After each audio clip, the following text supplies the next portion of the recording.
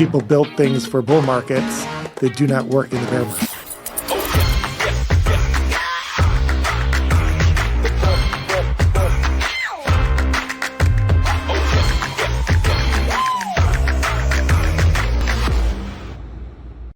Welcome. Thank How you. are you doing, man? Nice to meet you again. Nice. Good to see you too. So, welcome to Real World Value, the podcast where we cover the universal future economy and consumer dApps that will finally bring Web3 to the masses. How are you doing? I'm good. Happy to be here in Seoul. We're in Seoul, by the way, for anyone listening to this, and we're all just jet lagged and having way too much novel food. Right. So exactly. Let's get started with the very basics. You're, of course, head of legal at Centrifuge. Can you tell us a bit about Centrifuge? Yes. So Centrifuge is probably the oldest RWA, real world asset protocol. So it's an open source platform. It's DAO governed with token holder governance, and it's open for anyone who wants to come to build a investment product in tokenized form. So we started in 2017. We launched our first pools in 2020. Most of those were small pools of sort of fintech, asset-backed securities with underlying assets like receivables, with carbon credits, things like that. So they're fairly small pools. The asset-backed securities we're building at that time in Polkadot. Since then, we've kind of shifted into the funds space. In 2023, one of our founders spun off a funds company in the British Virgin Islands called Anemoy, which I'm also chief compliance officer of. So I'm pretty familiar with that as well. The fund space has really been booming for us. So we've launched our first funds in 2023. That was a treasuries fund, and that's now at around 400 million TVL. And then this year we launched a AAA CLO fund. So that's a AAA rated debt fund, U.S. debt fund, that's at around 800 million TVL. So we're at about 1.2 billion TVL for our two big funds. We've got two more funds we're launching, one this week, which is an S&P 500 tracker fund, the first S&P 500 tracker index fund in tokenized form. And then we'll launch a private credit fund with Apollo probably next week or the week after. All right. Yeah. Big movement. Yeah. And you were also telling me before we started shooting about your recent launch on Solana. Yes. So you want to start with that? Yeah. So what we've done is we have the four. We will have four. We've got two of the Anemoy funds. These are professional funds in the British Virgin Islands. They're very institutional based. It's like a full KYC, full AML fund. They're not transferable, so it's buy and hold. You can redeem back to the issuer. There's a very fast redemption process for the treasuries and also for the AAA CLO. So it's usually T+0 or T+1 on a redemptions. So it's fast, but it's not instant. And so what we tried to do for the DeFi world is launch a version of that, which is more DeFi composable. So we've created a kind of a wrapper, a DeFi wrapper to it, which we call the DE-RWA. So we have a DE-JTRSY and a DE-JAAA, which are the DeFi versions of those funds. That means they're not permissionless. You still, if you want to subscribe directly for the funds, you need to go through a KYC process. And if you redeem, you need to go through a KYC process. But the difference is they are freely transferable once they're out in the market. So that means they can be listed and traded on a DEX. One of the main use cases is for the lending markets like Morpho, Aave Horizon. Those are the kinds of markets that we're targeting. And that's what we've launched on Solana. So we've launched those products for the first time on Solana, I think maybe 6 weeks ago. And we'll have DE versions of the S&P 500 and a DE version of the Apollo Fund also on Solana. So we're building out that product. It's still very early, but I think that's going to be something that the DeFi world is going to be very interested in. Can you clarify one thing for our more DGen audience? Yeah. When you say like they're not permissionless, but they can be traded in DEXs, how does that work? So I mean, once they're in the market, so if somebody needs to buy them and subscribe to them, and then they can sell them on a DEX. So in a secondary trading market, they're permissionless. So essentially, if you buy them on a DEX, you don't have to go through any KYC process to do that. Assuming that the DEX doesn't have anything like that, which they don't normally. So it is sort of permissionless in the secondary market, but not permissionless in the primary market. Okay, gotcha. And I've been podcasting in crypto since 2020. And I think this is the first time where I feel like legal professionals such as yourself, like, are getting more of a spotlight and are getting more interest from like the Degen audience. Before it was a very niche thing where like people want to hear like, we don't want regulation. That's what people wanted to hear before, or they wanted to hear like, oh, crypto should regulate itself, whatever that means. And now like, yeah, we're seeing all these different acts passing. We're seeing all these different regulations passing, obviously in the biggest jurisdictions, European Union, United States. And the whole RWA's narrative is picking up to a point where people are realizing like, okay, we're finally getting to a point where tokenized everything, which was like the #1 purpose of Ethereum once it launched, like it's becoming possible in a more tangible way.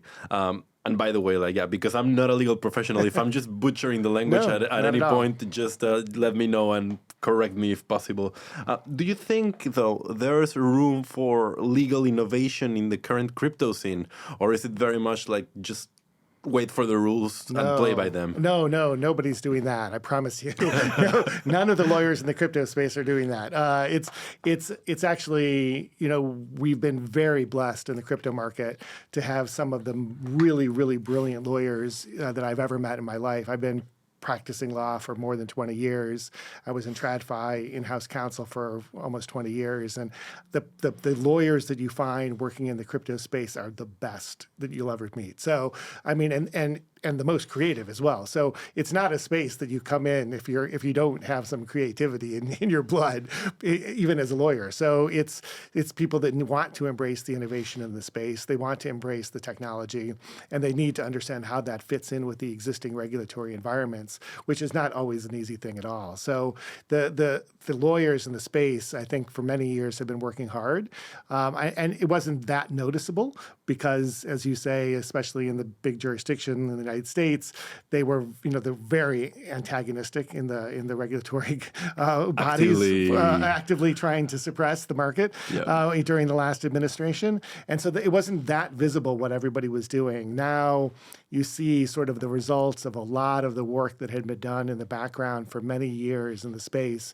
by some very smart lawyers working very hard to educate people in Congress especially, but people who are now in the regulatory space as well, with the regulators in the U.S., Commissioner Peirce, who's just fantastic, people who really get the space. And now you see sort of the fruits of all of the labor that they've been putting in for many, many years, where you can see the kinds of conversations that we have in Washington around the Genius Act, around the market structure bill that's being discussed now in the Senate. They're very intense conversations, and there's a lot of trade-offs too with that regulatory space because, as you said, there were many in the space who would have preferred no regulation at all, and there are, and then of course we had a lot of the previous administration and some people in the TradFi markets who wanted to kill the industry entirely, right? Altogether. So, I mean, the lawyers in the space, I think, generally come out on the side of neither one of those is a good thing. We would all like to see some kind of smart regulation in the space, I think. Now, what that means exactly and where to draw the line and what the trade-offs you make, that's a harder question. But everybody thinks that the better course for the market is to have a regulated space within the existing legal market. So in the United States, in Europe, in the big markets for sure, but also here in Korea. I mean, I think you can see here in Korea with the stablecoin, having a regulated way to launch a stablecoin, a KRW stablecoin, is going to be a huge change for this market. So it's important because one thing we want to guard against, especially in the United States, is that we're not always going to have this current administration with these current commissioners of the SEC.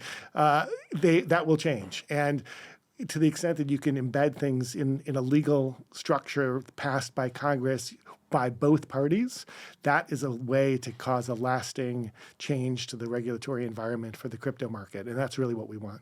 Hey, can you talk more about that?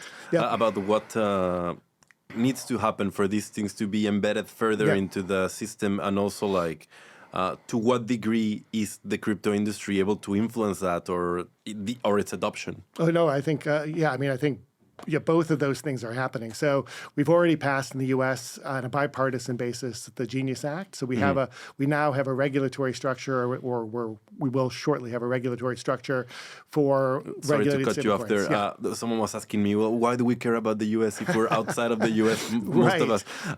It's a good question. Effectively, a lot of the regulation from the U.S. is taken by the rest of the Western world as a blueprint for whatever they need to do. So this is why that's important, isn't it? I mean, that's part of it. I mean, I think that's certainly part of it. But I think with the stable coins particularly, it's even more important because you see in the space that the USD denominated stable coins are 100% dominant, not almost 100% dominant, but, very close to it, dominant. very close to it. So, if that is, maybe that will change over time. Maybe in 10 years' time, you'll see, RMB stable coins or Euro stable coins or Korean won stablecoins with bigger market share. But at the moment, everybody does everything on USD. And that's the international, I mean, that is the currency, right? That is the default international currency. So to have a regulatory environment that embeds a legal way of creating a USD denominated stablecoin in the United States is a huge change, right? I mean, it's going to be a huge change for the market. It's going to bring into the market all of the players that haven't wanted to touch the markets. So especially for us in the real world assets, everything we do is based on the stable coins. All the subscriptions are stablecoin based. All of the settlements are stablecoin based. The trading, when we have trading, will be stablecoins against RWA tokens. So those stablecoins are really, really important as a feature of the RWA market. And once you have a regulated way to issue them in a safe way, a way that's protected from regulatory fines and regulatory shutdown, then you will see the banks in the space, right? We already know they're coming in, right? JP Morgan is doing a lot of things in the space, but soon you'll see a lot of the other big banks, and those players will change the way a lot of things happen in the space, especially all up and down. And also what they will do once they enter the space, they will protect us also from regulatory overreach in a next administration, because those banks have very powerful lobbies in Washington. And so once they get involved in the space and they have a vested interest in keeping the space from regulatory enforcement actions, it will really change a lot of things. And you think, one thing that I've been, and this was in my talk that I did yesterday at the Solana Stables Future that we were both in, you see that obviously once the mega powers, mega funds, mega corps of the world start showing interest in an industry, the regulation tends to move faster and tends to... for sure. This is the way we work. It works, and it doesn't even need to be classified as a conspiracy theory. No, right? it's not. It's not. No, I didn't say it's a conspiracy theory. It's just, obviously if they're resisting us, which they had several times. There were TradFi players that were sort of resisting the space and trying to shut down the space. I mean, you had Jamie Dimon saying things about how a crypto market is all scam, and things like that. It's unhelpful for sure. Warren Buffett. Yeah, Warren Buffett. I mean, he's an investor. He can say what he wants. But ahead of a major bank in the U.S., that carries a lot of weight. You're right. And in my talk, I was exploring the point that these are moving faster, but perhaps one of the most interesting things I see when it comes to real world assets, and that gets under discussed, in my opinion, is that BlackRock, which is obviously the biggest fund in the world, it's gone quite hard on fully permissionless chains. So I think that something like 90% of their assets are tokenized of their tokenized assets, of course, not of all of their assets. But 97% of them are in Ethereum. And then they have a small share in other chains, with Ethereum leading the charge. So to many people, that might seem like they're disrupting themselves, when in reality, of course, this is a move to try and tackle the market in a new way. Right? The point I wanted to get to, how do you see the traditional finance landscape when it comes to adopting permission chains versus permissionless chains? And as a legal professional, how do you see the difference between these chains when it comes to what's out in the market? Yeah, I mean, that's a great question. I think that, an example is, Tether versus Circle, right? Yep. Two different approaches to the same problem, two different user bases, really. I mean, I don't think they really compete against each other very much because they really have a different way of looking at the stablecoin world. And I think we see that in DeFi too, with the permission versus the permissionless. Now, permission chain is one thing. You can have a permissionless chain, but still have a permissioned product within that chain, right? So you can embed in the RWA tokens an ability only to transfer to whitelisted wallets. So that's the way our tokens in the Anemoy funds work, not the DE tokens, but the Anemoy tokens. So that embedded in the token has an RWA feature that allows it only to be transferred to another wallet which is already on a whitelist. And I think you see Securitize and BlackRock using the same approach, where there's an allow list or a whitelist, as whatever you call it, a series of wallets that you can transfer those tokens to, but only to those wallets, only to the parties that have gone through the full KYC process. So I think you'll see those two things in parallel for a long time. I mean, I think if you think about it from a BlackRock standpoint, there's obviously things they cannot do as a regulated funds asset manager in the U.S. They have some requirements, of course, and Securitize as a regulated broker-dealer does as well. Our funds also are licensed in the BVI, and that carries a number of different regulatory obligations from an AML, KYC, sanctions checking particularly. Those are the important things to the regulators, and I don't think those are going to go away anytime soon. As much as we would love to see like a world without KYC, I don't think that that's going to be around, that's not going to be something that's coming around very soon. So I think the two parts of the space will exist in parallel for quite a long time, where you see sort of a permissionless DeFi world with a lot of tokens that you can speculate on, which are not considered to be securities, and they don't need any KYC. And then you'll see real world assets as well available in those markets for those who want to go through a KYC process, for those who want a regulated product. And you'll see people who have large amounts of both.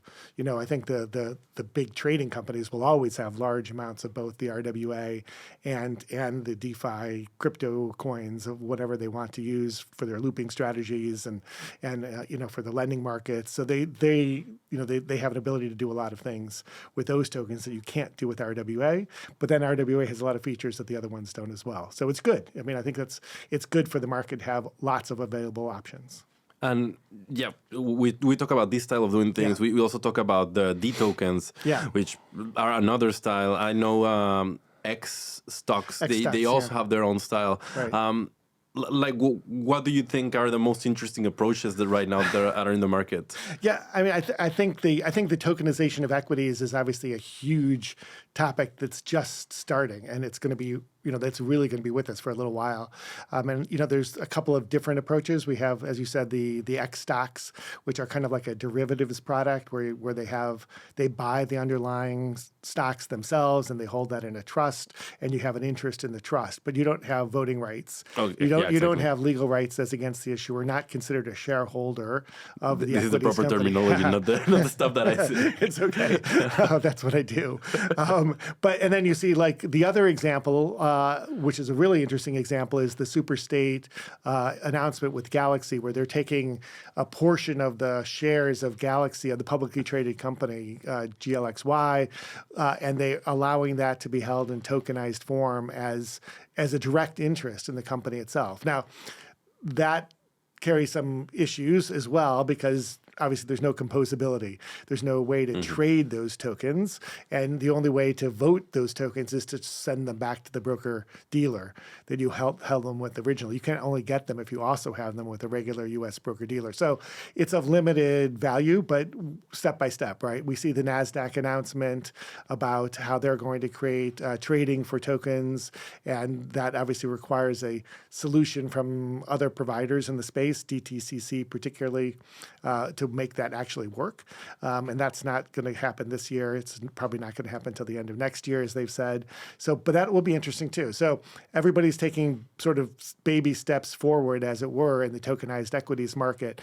We're also, of course, thinking of that at Centrifuge, and we're planning on that. We have a couple of projects that we're working on in the tokenized equities space.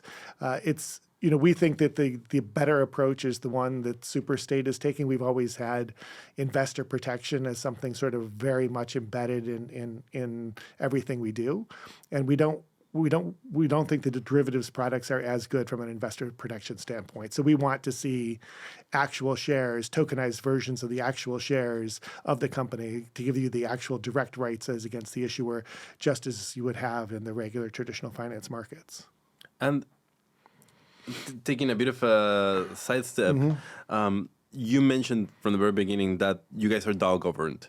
Yes. And obviously, there was a time. I think the DAO landscape has changed a lot over the last, 3-4 years? Yes. Initially, it was very clearly a move for a lot of projects to be able to issue a token without them being sanctioned by the US or being classified as securities. Yes. So it was more like a legal defensive move in its beginning. Since the administration has changed and since many things have happened, you see that there are more and more projects that effectively died trying to be a DAO because their way of governance was inefficient, because they were never meant for that setup. Obviously, most tokens should not exist, because they're issued by projects without product market fit and so on. What, in your opinion, is has made you guys a successful DAO? Yeah, it's a great question. I mean, obviously, we're pretty small, so I think that's been helpful for us, and we're very focused, which I think that's also helpful for us. Yeah. I think the token holders who are involved in our community are people that they very much understand the RWA markets. They've been with us for a long time. For the most part, we haven't had a lot of turnover in the DAO community. So I think we've been successful, to the extent that we've been successful in sort of decentralizing the approach to the protocol. But it's a challenge, and it does make things more difficult. And there's no question about it. The DAO governance structures are not easy structures to manage.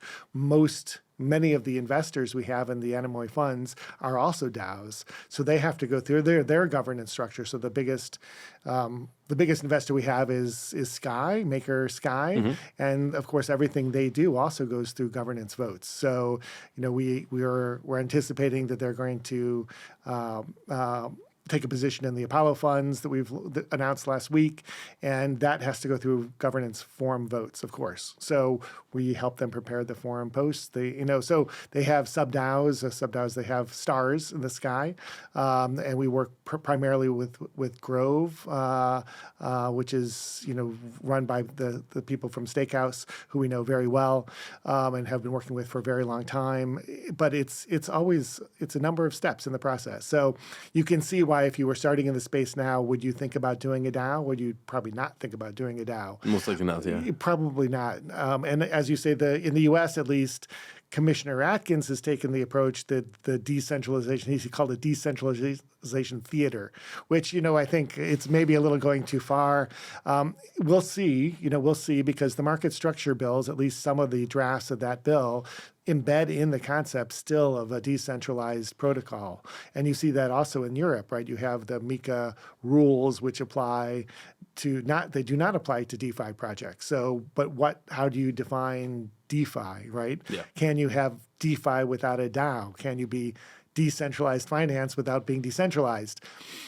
Not really, I don't think. I would say not really. So I don't think the DAOs and the decentralization will go away. I think there's a lot of, despite the fact that it probably started, as you said, the big impetus for that was in 2019 with the SEC taking the approach that was going to help protect you from being treated as a security for your governance token. That might have been the impetus, but I think there's a lot of people in the space, and for good reasons, who think that that's a good structure to use and have a lot of value and benefits beyond just sort of the regulatory protection that started that in 2019. Yeah, but I would say regular decentralized theater. It is a good characterization of a lot of these projects, especially when it comes to the smaller ones, like the ones that are more scrappy, like they're trying to just be able to do something. There's very much also generations of crypto projects. Like you can know depending on what year a project launched, like what their team is like Yes. and what their mindset is, because everything is so contextual. So like 2019 projects from around that time, they're all, if you know their DAOs, like you know they're scrappy and they're trying to do something weird. I'm not gonna throw shade in anyone. No, I know. And to be fair, a lot of the decentralization, a lot of the DAOs are really controlled or governed by a small group of people and are not as decentralized as one would hope that they would be. I know a particular one, again, not naming names, but like where the main contributor and the company's founder suspiciously had the same email. Right. Yeah, that's a good indication right there. Exactly. You can extrapolate a lot from that. Okay, but back to the actual RWAs. One thing I was discussing with Solana's head of engineering, with John, was that, in my opinion, there's like stages to the RWAs that can, both from a regulatory perspective and from like an adoption perspective, happen. So we cannot just tokenize every single financial product at once. It has to be an order to it. Obviously, stable coins are a very real world asset that's very needed to tokenize, and that's like starting a lot of these trends. But in your opinion, what does that roadmap need to look like? What does that evolution have to look like? Yeah, I mean, the RWA space is actually quite broad, right? I mean, I think incredibly broad. You can't. It's very hard to generalize. Projects that create a treasuries fund and tokenize the shares of the treasuries fund, like we do, or like BlackRock does, with like a company that's creating tokenized version of whiskey barrels or art or even commodities like gold, right? So or metaphysical stuff like time, right. Well, yeah, is that real world assets? So it's or real estate, right? So I mean, there's a lot of projects out there that are doing fractional types of real estate deals of one kind or another, and so those they fall into kind of in three different regulatory categories, which also makes it complicated, right? So you have the public securities, which are treated like securities. Those tokens are clearly securities tokens. You have the commodities tokens, where you have a direct interest in gold or another kind of commodity, which are treated, in some places as regulated and in some places not regulated. And then you have clearly the things that are not regulated at all, like the art and the whiskey barrel. So from a regulatory standpoint, there's different baskets and different buckets and different things you need to do to make that tokenization work.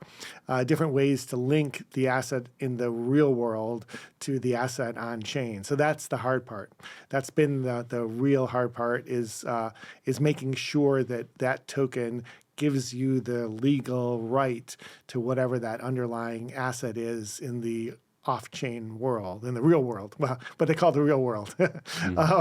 Now, one could argue that, things like public securities are just a legal construct too. So is that really the real world? I don't know. But they the way that the funds work, where you have a share of a fund in a tokenized form, there's a very clear legal construct there that exists in the traditional finance world, exists in the real world, and also can be replicated on chain quite easily. So that's why I think you see the biggest portion of the RWA markets, at least from a TVL standpoint, to be in the treasuries funds right now, because that's, in a way, the easiest thing to do. Now, that's obviously doesn't mean that's just the first step, right? I think in a lot of ways you can think of the treasuries funds and the treasuries RWA as kind of like the entry into the market for a lot of RWA managers, asset managers like BlackRock, but also for a lot of RWA investors. So everybody's been looking for a while, sort of what is the next big thing after the treasuries? What is the next kind of type of investment? And there's not going to be one answer to that question. There's going to be many answers.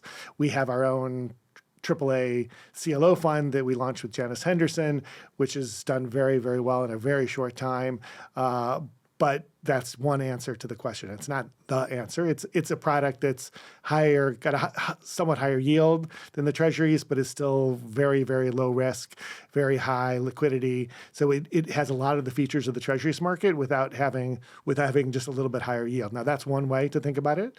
Other people have other ideas where they want to go into the equities markets, things that are much more volatile, but have bigger upside, right? Or high yield instruments like private credit. So that's another way to look at it. So I don't know. I don't think there's going to be like anybody winning this, right? I mean, we're all winning in a way where, if you've got a product and you can have success with that product, then you grow the market. So, I mean, BlackRock is not in this space because they're not cannibalizing their existing investor base. They're in this space because these are new investors. There's a whole new category of investors that does not exist in the traditional finance market. People aren't like ditching their brokerage accounts to come, do DeFi trading, right? These are people that would not be working in the brokerage markets. Certainly would not be buying U.S. Treasuries, right? So it's a new set of investor base, and nobody on Wall Street wants to pass that up. Yeah, I think I didn't consider that perspective for that long actually, and I think you're about right. Like I myself, I'm part of a generation of like tech savvy Mexicans that we never had access, obviously, to U.S. securities or to buying U.S. stocks. Like, it was never a thing that you could do when I was, like, starting investing at, like, 20, 21, 22. Like, when I started reading up, like, Rich Dad Poor Dad around that age or whatever. Okay, I need to invest. How do I invest in U.S. stocks? And there's absolutely nothing you can do, like, as a Mexican. And now there is that ability to do that kind of thing through tokenized stocks. And obviously, like you say, these funds are looking at this new audience, not their pre-existing audience. Exactly. So yeah, you're right. Do you think... do you think it's mostly an international play, like a diversifying across the world and having like more worldwide access, or is it also like let's say like a generational thing when they're taking this type of approach? I think it's both. I mean, I think it's definitely both. I mean, I think you see. I mean, some of the plays are clear, like the X stocks. I mean, there isn't really a lot of advantage for U.S. persons that have access to a Robinhood or an E-Trade or a regular brokerage account to buy X stocks. It's actually a disadvantage. I think it is a disadvantage indeed. So it's I don't think you'll see a lot of U.S. retail take up on those products, but outside the United States is a different question, right? As you say, those kinds of equities are not available for most people in the world, and brokers outside of the U.S. won't touch them because you have to be regulated as a U.S. broker dealer to do it. So that does internationalize those markets in a way which did not exist before. But I think there's also a generational change. So you see the U.S. market is still a very big market for crypto, and that may be more of a generational thing. But everybody, I mean, across the generations, there's a lot of interest in new types of trading. Both because of the way it's being done, like the perpetuals, like the perps that we see that don't really exist in the regular markets, the 24/7 trading, the lending protocols with the looping and the liquidation methods, which are really actually novel, different and novel, and in many ways better than you see in the traditional markets. We don't have a T+1 settlement cycle. If you buy something, you get it right away. So, which is 24/7. 24/7. So it's something that I think there'll be a shift slowly away from the TradFi markets, where people who are in the TradFi markets will start to use more and more crypto and DeFi. But mostly it's a generational thing where I think you see that people who were never in the TradFi markets are now interested in investing for the very first time because of the way that it's being done in the DeFi markets. And when it comes to Centrifuge in particular, like what do those goals look like for you? Yeah, I mean, that's a great question. We have a lot of, we've always sort of been building for institutions, or at least since 2023, we've been building for institutions. Institutions not in the traditional finance sense, but institutions sort of in the DeFi sense. So most of the investor base that we have for our products, the biggest investor base, are all DeFi treasuries, DAOs. They are collateral for stablecoins in the DeFi markets. And I think that will probably be where we want to be for a while. I mean, I think that makes a lot of sense for us to be developing new kinds of products for sort of that DeFi institutions, for Especially DeFi as first institutions. movers, yeah. Yeah, exactly. So we've been quite successful. We have a number of things we're working on. I think the S&P 500 fund that we're launching, the Index Tracker Fund, that will be a very interesting product for us because it is quite a bit different than the treasuries and the private credit that we've worked on before. So we'll see, if we can develop that, and there's a real interest in that kind of a product among sort of the DeFi institutions, or in the DE version of that can be available on Solana. That kind of product could be something that there's a lot of room to grow in. Yep. I'm curious now, like from like a personal, from like a personal perspective, from like your own practice. Like you said, you were in TradFi for 20 years. Yeah. When you come to crypto, is it like, oh my god, this shit's so unprofessional, or how like what's your vibe like coming into this? Yeah, it's really interesting because I was in-house counsel in TradFi. I mean, a lot of the lawyers in the space were worked in law firms or still work in law firms. I was in-house counsel, and I was in-house counsel at a part of the TradFi space that's a little bit unique. So I worked in what's called market infrastructure, which really it's the settlement systems and the exchanges. So I worked at a very large settlement system in Europe called Euroclear, which, like most of the international bonds, are settled through Euroclear. And then I worked at exchanges, so at Singapore Exchange and at CME Group. I was the CME Group lawyer in Asia for many years. So it was a different kind of perspective in TradFi in a lot of ways because I was outside the United States, so it was never always perfectly aligned with the local regulations, and I was in market infrastructure, so we were doing. It was fairly slow moving in a lot of ways, but high risk also in a lot of ways because we had very large numbers that we were dealing with. So it's a bit of a different perspective than other lawyers in the space, and I don't find crypto to be that different in a lot of ways. Okay. It's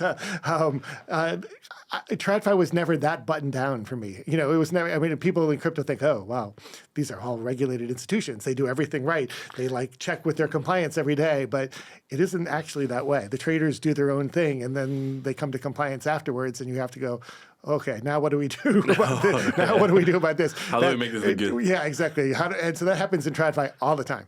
And so it's a bit of a different perspective. And it's interesting because I kind of got into the crypto space through TradFi. So it was the launch of the Bitcoin futures by CME in 2017 that kind of brought me into the space. So, and it was right here in Seoul. So it was for the most part. So I was based in Hong Kong. I was the CME lawyer for APAC. They launched the Bitcoin futures. They didn't do any kind of pre-discussions with anybody. It was pretty much a surprise for all the regulators in APAC. And that was under my responsibility. I had the relationships with the different regulators all across APAC, everything from India to New Zealand, back up to Korea. And the reaction in 2017 for CME Group to do Bitcoin was pretty shocking, and a lot of regulators were pretty shocked by that, I would say. And we had a lot of difficult discussions in Beijing and here in Seoul. So this was actually my first stop after the launch because the reaction within the Korean regulatory community to a company like CME Group entering the Bitcoin space in a way was challenging. And that's how I got into following the crypto regulatory environments in 2017 and 2018. And I had to start to track a lot of the rules that people were beginning to develop, the regulators were beginning to develop, and the discussions that they were having. So, I went around to, Bangkok and Jakarta, Singapore, talked to the MAS, and everybody was very interested, but very early and not really sure where to go with this. And some regulators were very negative and some were very positive, and a whole bunch just didn't really know what to do with it. So it's been very interesting. I mean, that's what, and if you come from a background in financial markets, things move very slowly, and this was not moving slowly. So I wanted to get more involved, and then I eventually in 2019 left CME and have been in crypto full time since then. All right. And yeah, also, I'll ask you later about that experience, moving all across Asia. That sounds really interesting. I feel like for a lot of us, it's as different as it gets, right? I mean, for a lot of us Westerners, so you're constantly surprised by the things going on around you, and it's a great feeling. I was living in Vietnam for a big part of last year. That's great. I asked you about the permission chains versus the permissionless chains, but the one thing I didn't get to ask you was about the difference from obviously from like a legal perspective between the different chains. So between your Ethereum, your Solana, your L2s, how do you guys visualize all of these, or what difference? How do you differentiate across them, if you do at all? Yeah, I mean, I think the the EVM chains, which is really where we're mostly building, with obviously with some additions to that. I don't think from a legal standpoint they're that different. I mean, I don't think we're pretty chain agnostic at Centrifuge. We want to be chain as agnostic as much as possible, and you can. We've always thought about not permission chains, but permission products. So if there's a product within that can be offered on a particular chain with some permissioning around it, and that's the way we've developed the tokens that we use for the RWA. So, we have particular tokens that our engineering team has developed for permission products, even on a permissionless chain. So we don't think that the chain is that important from a legal standpoint at Centrifuge. Now, a lot of other projects build differently, but that's the way we've approached it at Centrifuge. Okay. You mentioned the EVM chains. So is there a particular distinction with Solana, for example, or not really? I mean, yeah. I mean, I think that we will branch out to beyond the EVM chains, and Solana obviously is the most important. At least that's been our view, and so we very much wanted to be on Solana. But it lends itself more to the DE product, so that's what we launched on Solana. Whether there's interest in Solana for the Anemoy funds, we'll see. Those are much more of a permission product, much more buy and hold that doesn't lend itself to. You can't trade it on a DEX, so it isn't as valuable to have that kind of a product on Solana yet. Maybe that will change. And when it comes to being chain agnostic, like how do you conceptualize that? Like what does being chain agnostic means to you? I'm asking because we Particle Network, we have been building in chain abstraction for a while, and it's surprising how everyone sort of has their own opinion on what it means to be chain agnostic. Yeah, I mean, nobody's totally chain agnostic, right? You can't, because in the end, it's mostly a user experience you're offering, even a developer experience you're offering, but in the end, the chains are fragmented underneath the hood, so that's how it is. You can make it feel like it's not through different means, and we have our own take on that. But obviously, as do we. I mean, we're mostly using Wormhole for that at the moment. We had Axelar for a while. I mean, we had been building on Polkadot, and now we've moved fully to Ethereum. So it's been a migration, especially for the governance token, to move from Polkadot, move off Polkadot and into Ethereum. But from an investor standpoint, we try to make that as seamless as possible, right? We want to be able to make our investment products, the Anemoy investment funds and the DE versions of those funds, or any other pool that launches on Centrifuge, available on as many chains as possible. So once we've created the mechanism to do that, it makes the whole protocol more valuable, right? So now we've always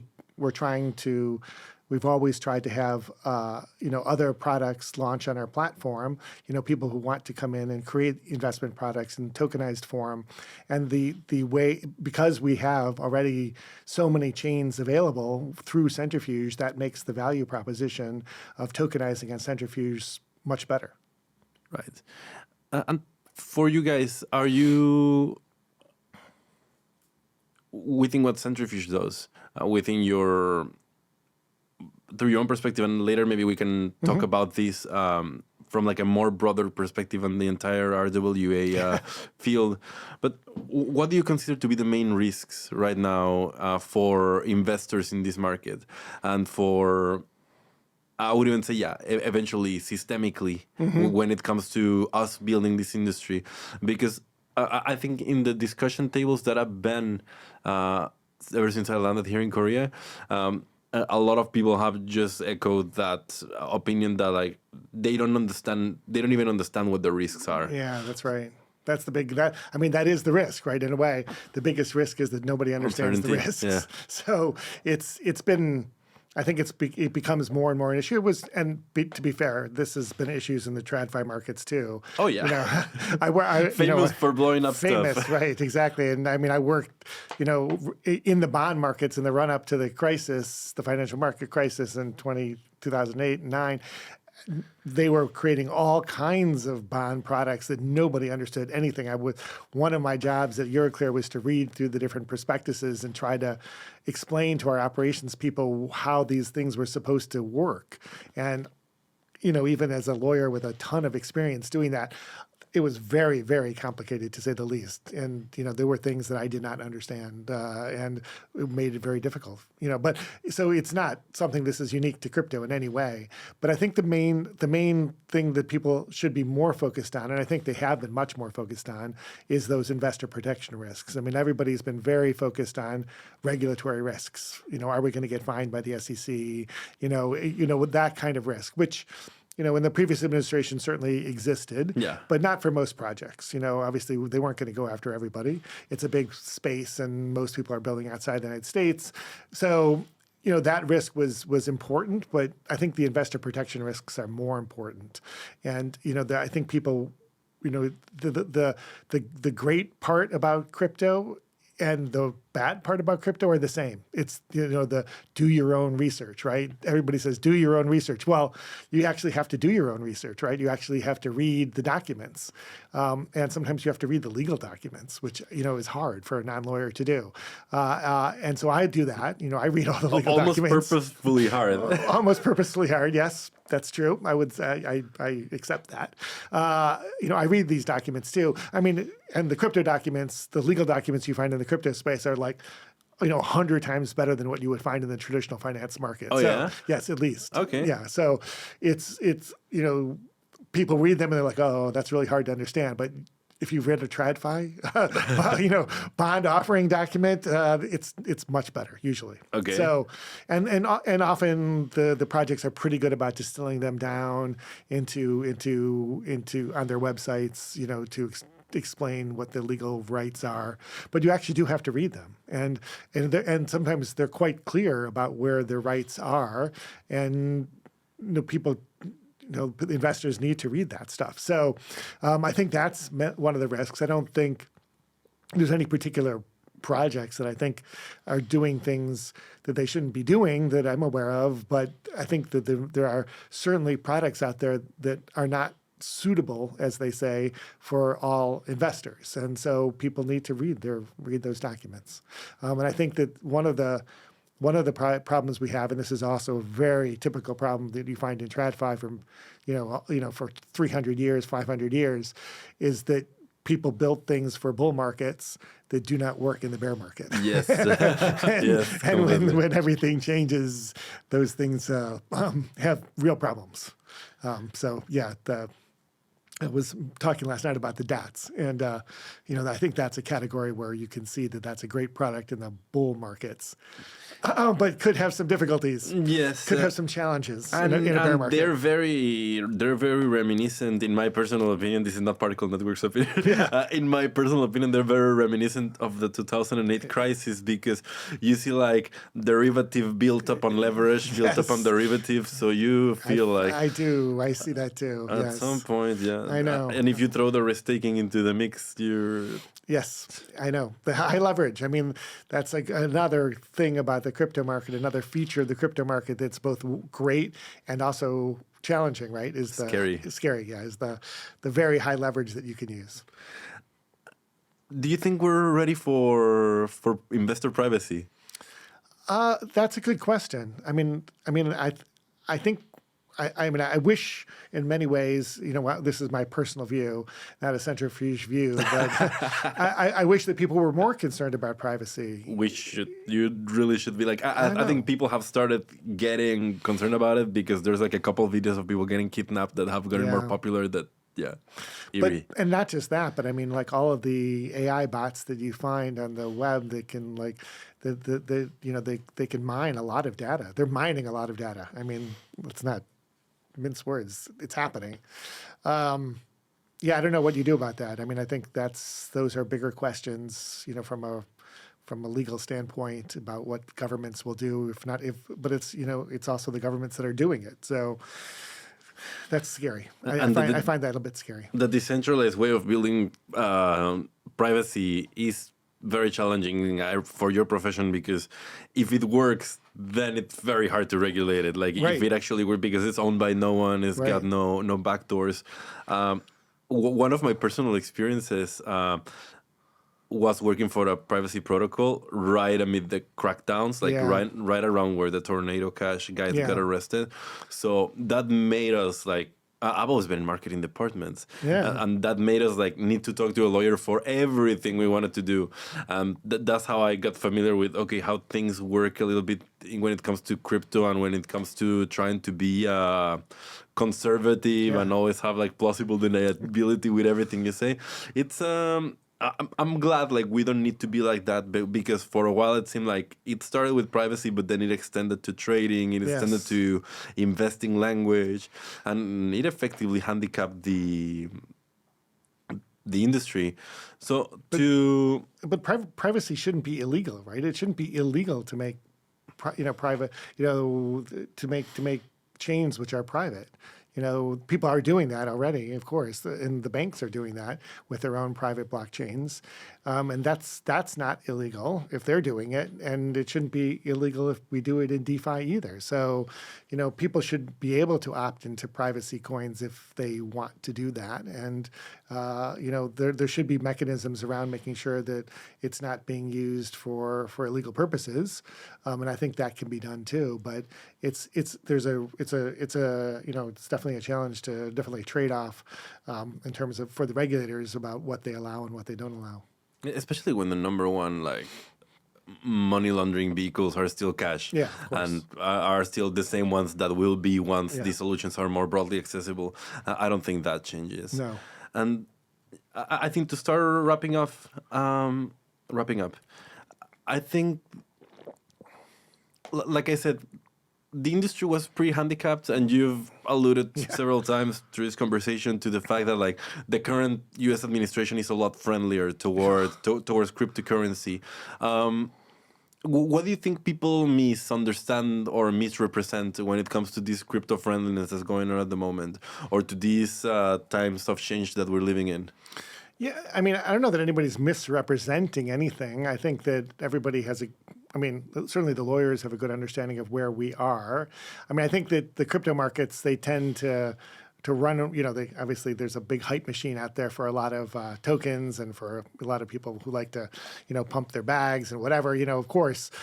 So, there's announcements that are made and then they get hyped up, as this is like some huge deal where it's really a change. It's going to take 3 years to implement, It's the pace feels like it's moving fast, and it is moving fast compared to where it was, which was moving at all. So, we had 4 years in the U.S. of going nowhere or moving backwards, and now we're moving forwards, which is great. It's a huge help, and the administration is very supportive, and the people working on it in the administration who are really working on it are really smart and good at what they're doing.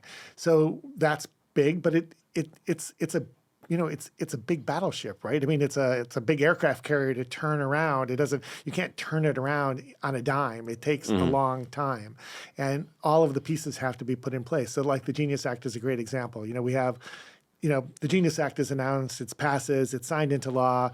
That's super, but it's a 3-year time frame to implement it. So, we don't have Genius Act compliant stablecoins today, even though you see plenty of people on Twitter saying that they have a Genius Act compliant stablecoin. But it doesn't actually exist because the regulatory framework hasn't been built yet. I mean, they're building it, and I think they're moving quite quickly, from a regulatory standpoint, but that's not quickly from a crypto market standpoint. So these things don't happen overnight, and there's a lot of change that has to happen, a lot of change to adapt the traditional finance, all of the regulatory structures that have been developed over, almost 100 years, in the U.S. Since the 1930s at least, to a whole new way of working, and it's going to be a number of years and a lot of incremental steps, one by one, and everyone will have input from the industry, hopefully.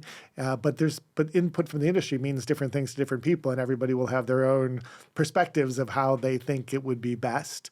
And then the people will have to make decisions and how to do that. It won't be easy. Can you, off the top of your head, name what these incremental steps could look like? Yeah, I mean, just from the stablecoin perspective, there has to be regulations, right? We have a law. So in the U.S., the way these work is there's a framework law. I mean, this is the way it works everywhere. There's a framework law which says, okay, here's what you need to do to create a framework for stablecoins, and there are a number of things in the law. If you're a bank, you're sort of already eligible in a way to create a Genius Act stablecoin. But then there are other mechanisms for other types of non-banks to get licenses to do that. So what is the license regime? What is the license application? There has to be first a regulation that's issued by, to be able to do that. And that has to then go through a comment period, a public comment period. It's going to be then modified and adapted. That's going to take a while. And then there has to be like a license regime, and there has to be like a whole new staff hired to issue licenses to stablecoin issuers who are not banks. So there's a lot of steps before, and that's all supposed to be, there's all a 3-year window for that to happen. But it's, so it's not, it won't be this year, it won't be next year, probably before we have our first Genius Act compliant stablecoin, probably maybe the end of next year. Are you a believer in cycles? Yeah. Well, I mean, and this is all just hoping everything goes well. Right? Yeah, because I mean, there's nothing that says that cycles should happen or should work the way they are, but there's not. But psychologically, I think we're stuck in a place where they do. So I think you're right. I mean, how long will this cycle last? Because there's a lot of headwinds in the markets. What the Fed will do in the next rounds? Will they cut, or will they hike? Or will they stand pat? Will make a big difference. And then the political situation in the U.S. will make a difference too. Yeah, it will. And how these things are timed in relation to the overall macroeconomic situation and the crypto market in itself, it's gonna play a big part. Yes. Is there anything particular about Centrifuge that we didn't get to talk about? I think from our perspective, the growth that we've seen on the TVL side and the where we want to be heading is really exciting space. And I think that if you compare kind of where the TVL growth has been, and this is one of the features again of the crypto market that's just part of the way the markets operate. Our token, our governance token, is been it hasn't really reflected in a lot of ways the growth of the protocol and the revenue opportunities for the protocol. So we would like to see a closer correlation.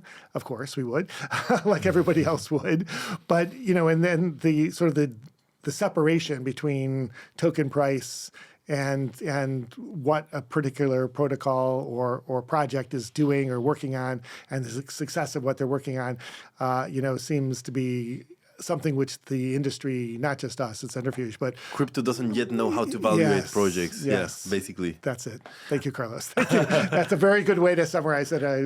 You put your you hit the nail on the head. That's exactly it. Definitely, I think there is, especially when I think crypto's not used to projects being able to generate revenue. Right. So it treats everyone as if they're pre-revenue. Right. Because if the market saw these things and saw that like, okay, these projects are pre-revenue, it should value infinitely higher the ones that are producing revenue, but for some reason it doesn't work like that yet. Yeah. We know, but I mean, if you're watching this is some alpha for you, like undervalued. Well, yeah, I mean, I'm not going to say what the valuation should You be. cannot I don't say know. that, yeah. I mean, I spare don't it to know. you. I don't know what it should be, but I mean, you see, like obviously, equities in the traditional financial market, they have their financial disclosures. There's analysts that follow them, and they're like, okay, that was they didn't meet their expectations. They did meet. This should be a buy. This should be a sell. You know, it would be great. Somebody should do that in the crypto markets. So someone should do that in the crypto market, and I think. These things are coming. These things are coming for sure. They are coming. Nowadays, I'm hoping that like DeFi Llama and these projects like get better at tracking actual revenue. I think that would be very helpful because it would show you who's who in the market. We are very lucky to have a product that uses our infrastructure. We're infrastructure builders, but we have a product that generates revenue. Yeah, that's great. And that puts us in a very unique position because we're not like, we see a lot of people that jumped on the narrative train when we started creating the chain abstraction narrative, and we look around and there's like, where are you all? Well, what happened to you all? And yeah, they never generated revenue, so they were on perpetual burn rate, and of course that kills you also if your token doesn't do well. Right. Which for the most part, tokens tend not to do very well in crypto. I'm glad that you moved out of Polkadot because also a perfect example, right? Being in a dying ecosystem is very damaging for you, even if you try to be chain agnostic. Yeah, no, I think to be fair, I think that's probably a principal reason why the valuation is quite difficult for our project, is that we were on Polkadot for so long and we've only migrated pretty recently. So that makes it even more challenging for the market. But yeah, I mean, it's a great project out there for somebody to do some, revenue comparison for different projects in the crypto space. I'll call up my guys. And thank you so much for thank you so much for this podcast. Got to learn a lot, and hopefully everyone listening too. So yeah, if you're watching this, please like, comment, subscribe, all the things that you should do. And yeah, we'll keep bringing you more episodes of Real World Value. This was number 2. Thank you so much, Eli. Thank you very much.